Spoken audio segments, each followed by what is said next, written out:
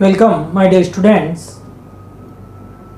We have started our chapter Heat and its Effect, in which we are talking about heat and expansion in various liquid, solid and gases, three states of metal or anything. कि हम expansion के बारे में बात कर रहे थे. Heat का एक जो बहुत ही मेन इफेक्ट होता है एक्सपांशन का, कि जब भी चाहे वो सॉलिड हो, लिक्विड हो, गैस हो, उसको जब हीट किया जाता है तो वो एक्सपांड होता है. ठीक है, उसके बारे में हमने देखा. सो टुडे उस एक्सपांशन में एक जो छोटा सा टॉपिक रह गया था वो ये था एक्सपांशन अराउंड अस.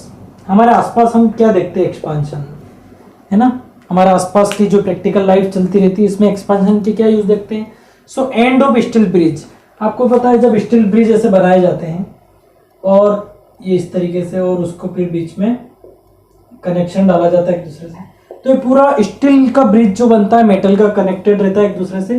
तो एक एंड तो इसका फिक्स रहता है, लेकिन दूसरे एंड पे यहाँ पर थोड़ी जगह रखते हैं और यहाँ पर कुछ इसके व्हील्स भी रहते हैं.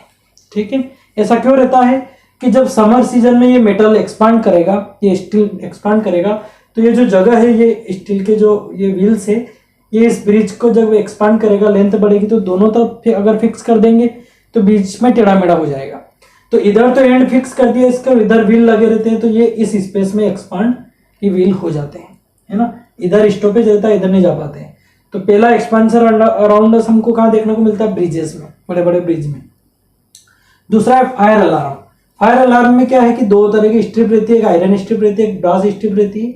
ठीक है, और इनका पूरा सर्किट में कनेक्शन रहता है. अब जब मान लो कहीं आग लग जाती है, so fire alarm, the work of fire alarm is to make noise और टू मेक साउंड और to make alarm for the indication of fire. जब भी आग लग जाती है तो इसका इंडिकेशन देने के लिए कि आग लग चुकी है, ये फायर अलार्म लगे हुए रहते हैं.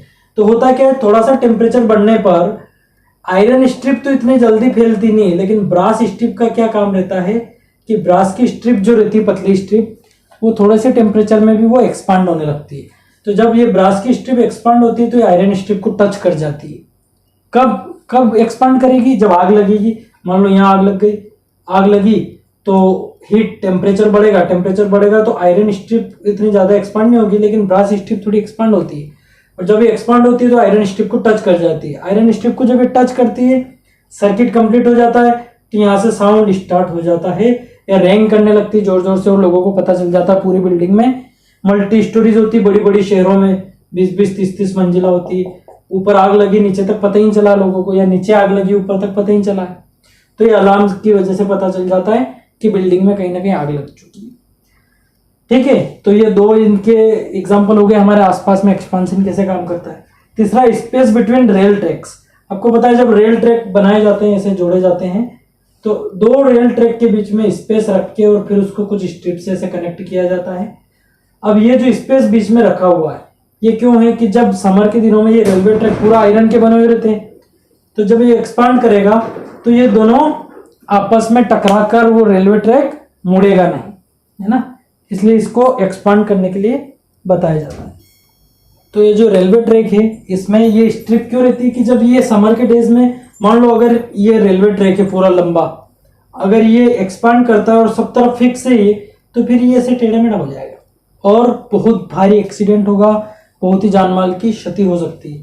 सो that's why there is some gap between the railway tracks. So when it expands in summer days, it can take this position, it can be fill this space and major accident can be stopped. Okay, now fourth, the last but not least, हमने thermometer के बारे में भी देखा कि thermometer दो type के होते हैं. सो उनमें जो है मर्क्यूरी एक मेटल भरा जाता है. लिक्विड थर्मामीटर उनको क्यों बोलते हैं, क्योंकि लिक्विड जो है एक्सपांड ज्यादा करते हैं, मर्क्यूरी, है ना, जो वो बहुत कम टेम्परेचर में भी एक्सपांड कर पाते हैं, इसलिए इजीली वो थर्मामीटर हमारे काफी यूज के हैं, है ना. सो ये हमारे आसपास के एग्जांपल हैं कि किस तरीके से एक्सपांशन हमारे काम में आता है ना. और आपने देखा होगा और भी एग्जांपल आप आसपास देख पाएंगे कि जो ब्लैक स्मिथ होते हैं, है ना, पहले जब गाड़ियों में पहिए लगाने रहते थे, बैलगाड़ियां रहती थी, तो इनके आसपास एक लोहे की रिंग लगाते थे, ये पूरा वुडन का व्हील रहता था और एक ऐसी रिंग रहती थी, उसको इसी की साइज की रहती थी लेकिन इस पे लगाना पड़ता था चारों तरफ ताकि लकड़ी खराब नहीं हो। तो इस व्हील को पूरा गर्म करके लाल करके ये एक्सपांड हो जाता था, ये इतनी बड़ी साइज हो जाती, इसको इसके आसपास रख के भी ठंडा कर देते थे ताकि इस पे वापस फिट हो जाता। बहुत सारे एग्जाम्पल है एक्सपांशन। ठीक है, now the next topic of this chapter is transfer of heat. अपनों ने एक तो हीट का एक इफेक्ट देखा कि ट्रांसफर होती है, एक्सपांड होती है चीजें जब हीट होती है। एक होता है हीट ट्रांसफर होती है। हीट ट्रांसफर मतलब कोई चीज गर्म है तो उसके आसपास भी गर्मी फैलेगी या किस तरीके से। So there are three main ways, nature has made three ways for transfer of heat. One is conduction, second convection and third is radiation. Heat को फैलने के मेन तीन जो वेज होती है वो है कंडक्शन, कन्वेक्शन और रेडिएशन। इनको एक एग्जांपल से, बहुत ही शानदार एग्जांपल से आपके बुक में समझाया गया है कि कोई क्लास में टीचर है ना, मान लो ये टीचर ले लेते हैं, ऐसे तो नहीं रहते टीचर लेकिन फिर भी ले लेते हैं, और ये आपके क्लास के बहुत सारे स्टूडेंट्स। ठीक है, मैं एक एग्जांपल के तौर पे बना रहा हूं, ये बहुत सारे स्टूडेंट हैं। अब तीन तरीके से समझते हैं ट्रांसफर ऑफ हीट को कि हीट कैसे ट्रांसफर हो सकती है। सो ये टीचर है, इनके पास में बहुत सारी बुक्स का बंडल रखा हुआ है, बहुत सारी बुक्स। ठीक है, और इनको करना क्या है, क्लास में एक एक बुक सभी को डिस्ट्रीब्यूट करना है। अब ये तीन तरीके से कर सकते हैं। एक तो क्या करेंगे, ये पहला तरीका कंडक्शन का चूज कर लेते हैं। ये बोलेंगे कि ये फर्स्ट वाले को एक बुक इसको हाथ में देंगे और ये बोलेंगे कि इनको पास करते रहो। तो ये बुक इसको दे देगा, फिर ये इसको दे देगा, फिर ये इसको दे देगा, ये लास्ट वाले को दे देगा, लास्ट वाला फिर जब उस पे आ जाएगी तो ये इसी पे रख लेगा। ऐसे करके एक दूसरे को पास करके भी बुक ले सकते हैं। तो ये हो गया एक कंडक्शन का तरीका कि इसने ली, फिर इसने ली, फिर इसने ली, बिना अपनी जगह से डिस्टर्ब हुए इन्होंने बुक पास करके ले ली। दूसरा तरीका है कन्वेक्शन का। कन्वेक्शन का कैसे कि डायरेक्ट यहीं से इन्होंने, सर ने बोला कि मैं यहीं रहूंगा, मैं अपने जगह खड़ा रहूंगा, बुक भी यहीं है, आप लोग लाइन वाइज आते रहें। पहला तरीका तो आपको समझ में आ गया कि पास की है बुक को। ठीक है, इस पे गई, फिर इस पे गई, इस पे गई, इस पे, ऐसे एक दूसरे ने पास कर ली। तो ये एक तरीके का कंडक्शन हो गया। ठीक है ना, कि कॉपी को कंडक्ट करवाया गया है। उसी तरह हीट भी कंडक्ट होती है, अपन देखेंगे। दूसरा तरीका है कि ये बोलेंगे कि मैं यही रहूंगा, आप लोग लाइन में हो, आप वन बाय वन यहाँ से बुक लेके जाते रहो, पीछे लग जाओ। ये इधर जाएगा, बुक लेके इधर आ जाएगा। इसने ये क्या करेगा, ये यहाँ से जाएगा, बुक लेगा, यहाँ से रिटर्न होके वापस यहाँ आ जाएगा। फिर ये सेकंड वाला यहाँ जाएगा, बुक लेगा, यहाँ से बुक लेके रिटर्न वापस फिर यहाँ लेगा। ऐसे करके ये लाइन पूरी घूम जाएगी और यहाँ से बुक लेकर चले जाएंगे। ठीक है, अब ये दूसरा तरीका हो गया। वापस फिर से लाइन वैसे ही बन जाएगी, बुक भी सभी के पास आ जाएगी। और हुआ क्या कि ये वन बाय वन जाके बुक लेके आ गए, इधर वापस लाइन में लग गए। तो ये होता है तरीका कन्वेक्शन का। और तीसरा है रेडिएशन का। रेडिएशन में क्या होता है कि ना तो इनको चलना है ना इनको चलना है। होगा क्या, टीचर डायरेक्ट यहाँ से बुक उठाएगा, पहले में फेंकेगा, डायरेक्ट थ्रो करेगा। यहाँ से बुक थ्रो कर दी इस पे, फिर दूसरी बुक यहाँ थ्रो कर दी, तीसरी बुक यहाँ थ्रो कर दी। ऐसा करके सभी पर एक एक बुक थ्रो कर दी जाएगी। तो ये है रेडिएशन का तरीका। अब यहाँ पर ये जो बुक है ना, इसको आप हीट मान लो। पहला तरीका पास किया गया था, इस पे गई, फिर इस पे गई, इस पे गई। तो हीट, ये जो बुक तरीके से पास हुई थी, यूं समझ लो हीट का जो ऐसे वन बाय वन पास होने का जो तरीका, उसको कंडक्शन बोलते हैं। यानी पास में जाते जाते जाते ऐसे पास होने के तरीके को कंडक्शन बोलते हैं। दूसरा है कन्विक्शन। कन्विक्शन मतलब ऐसे वो खुद जो ये मॉलिक्यूल से, ये जो स्टूडेंट है, ये मॉलिक्यूल से ये खुद उस हीट के पास आके गर्म होके जा रहे हैं। ये मॉलिक्यूल से यहाँ से बुक ले लेके जा रहे हैं, मतलब खुद ही गर्म होके जा रहे हैं। तो ये कन्वेक्शन का तरीका है। और तीसरा रेडिएशन का मतलब, ये बच्चे भी यही हैं, टीचर भी यही है, लेकिन इन्होंने हीट डायरेक्ट पहुंचा दी। कैसे, बुक डायरेक्ट कैसे पहुंचा दी, थ्रो करके, यानी दूर से ही सिर्फ हवा में ही ऐसे बुक फेंक दी। तो रेडिएशन में क्या होता है कि चीजें वहीं पड़ी रहती है लेकिन रेडिएशन के थ्रू गर्म हो जाती है। अब इसको, ये तो हो गया एग्जाम्पल एक स्टूडेंट और टीचर का कि हीट को फैलने का तरीका क्या है। ठीक है, अब इन तीनों को डिटेल में देख लेते हैं। Now the first, conduction. Okay, transfer of heat, we have three main ways in which first is conduction. So what is conduction? Conduction is the process in which in any metal और in any solid heat is transfer from hotter end to the colder end. इसके लिए एक activity है, जैसे आप किसी steel की spoon है ना, इसको अगर गर्म करेंगे तो गर्म तो ये वाला एंड करेंगे, बड़ा वाला एंड, लेकिन धीरे धीरे देखेंगे कि ये वाला जो एंड है यहाँ पर भी हॉटनेस आ रही है, मतलब ये जो है ये ट्रांसफर होता जा रहा है। So this is metal spoon, steel spoon है ना, यहाँ पर इसको गर्म करेंगे यहाँ पर, तो ये जो हॉटनेस है मतलब यहाँ गर्म हुआ, इस पार्ट से हीट किधर ट्रांसफर होगी, इधर, इसी को कंडक्शन बोलते हैं। Okay, so conduction takes place only in solid. अब उन्होंने जो स्टूडेंट वाला पहला एग्जांपल लिया था कि वो बुक ट्रांसफर करते जा रहे हैं, एक दूसरे को पास कर रहे हैं, उसी तरह ये जो है हीट यहाँ से पास होती होती यहाँ जा रही है। एक और एग्जांपल है कि आप एक मेटल का वायर लीजिए और इस पे छोटी छोटी कीलों को मोम, ये जो वैक्स रहती है ना मोम, तो उससे ऐसे चिपका दीजिए, ठीक है, और एक स्टैंड पे ऐसे रहता है, इस वायर को यहाँ से गर्म करेंगे, ठीक है, कैंडल से।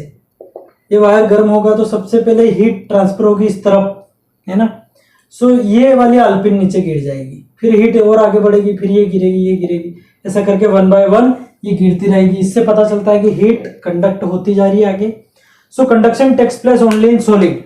और सबसे बड़ी बात क्या है कि कंडक्शन जो है सिर्फ सॉलिड में ही होता है, यानी हीट का ये जो ट्रांसफॉर्मेशन का तरीका है, हॉटर एंड से कोल्डर एंड की तरफ जाने का जो हीट का तरीका है, ये सिर्फ सॉलिड्स में ही होता है।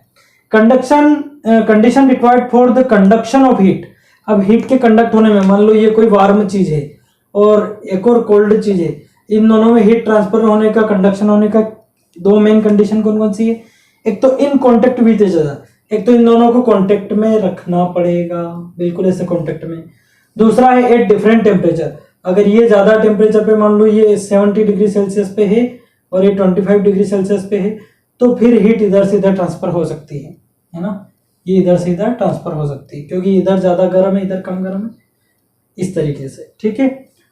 तो ये दो कंडीशन होती है जिसके द्वारा हीट कंडक्ट होती है। अब बात करते हैं good conductor and bad conductors of heat. Heat के गुड कंडक्टर और बैड कंडक्टर कौन से होते हैं? दो तरीके के होते हैं, एक तो होता है कंडक्टर्स और एक होता है insulators. So the material which allow heat to pass through them easily are called conductors और गुड कंडक्टर ऑफ हीट।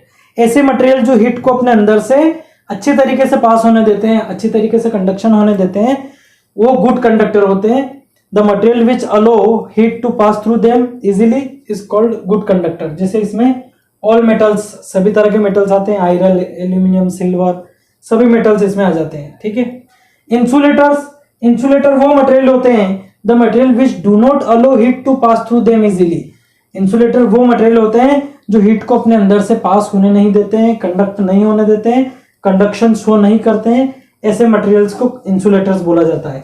इसमें पेपर में आप हीट ट्रांसफर नहीं कर सकते, वुड, क्लॉथ्स, प्लास्टिक, बेकेलाइट, इनमें हीट ट्रांसफर नहीं कर सकते, इनको जला सकते हैं, ये जल जाएंगे, है ना, इनका इग्निशन टेम्परेचर है, ये जल जाएंगे, लेकिन हीट को ट्रांसफर नहीं करेंगे।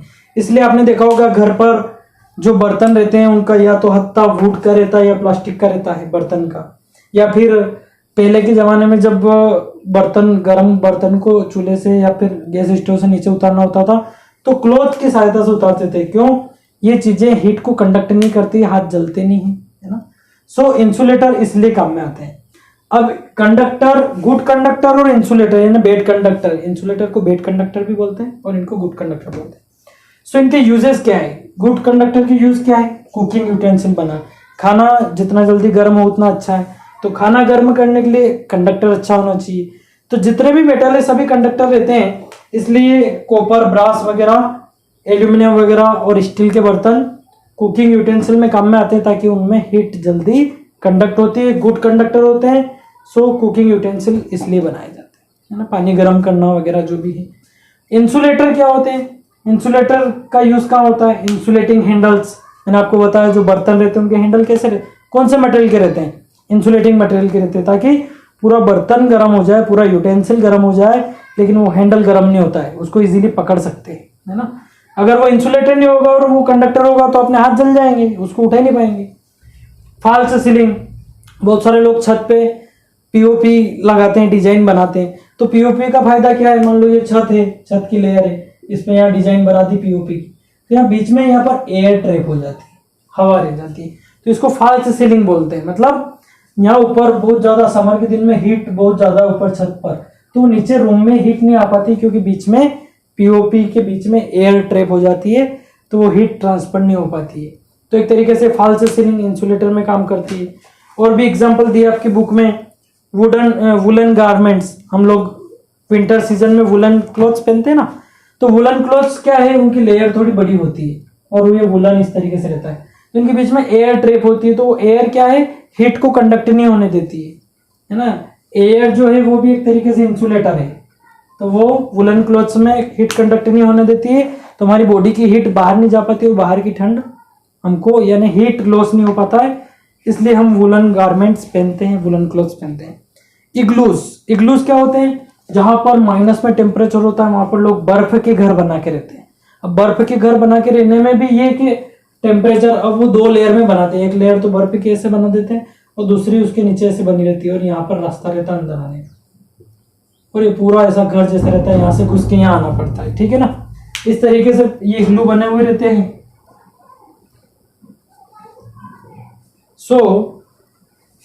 फिर डबल वॉल्स, बहुत सारे डबल वॉल, ये रेफ्रिजरेटर वगैरह है, या फिर आप जो थर्मस वगैरह रहते हैं, इन सभी में डबल वॉल क्यों रहता है। अपना रेफ्रिजरेटर है उसमें भी चारों तरफ डबल वॉल है, ताकि हीट लॉस नहीं हो पाए, है ना, सॉरी हीट अंदर नहीं जा पाए, क्योंकि अंदर उसको कोल्ड करना रहता है, ठंडा करना रहता है। गनी बैग्स, आपने देखा होगा आइस क्यूब्स को गनी बैग्स में लपेटा हुआ रहता है, ताकि वो जल्दी से गर्म नहीं हो पाए, है ना। तो ये कंडक्टर और इंसुलेटर के बहुत सारे हमारे प्रैक्टिकल लाइफ में बहुत सारे एग्जांपल है, हम देख पाते हैं। ये कंडक्शन का यूज है, ठीक है, ये पूरा conduction, you have to go through your books line by line. Next video में हम कन्वेक्शन और रेडिएशन के बारे में देखेंगे। Okay bye.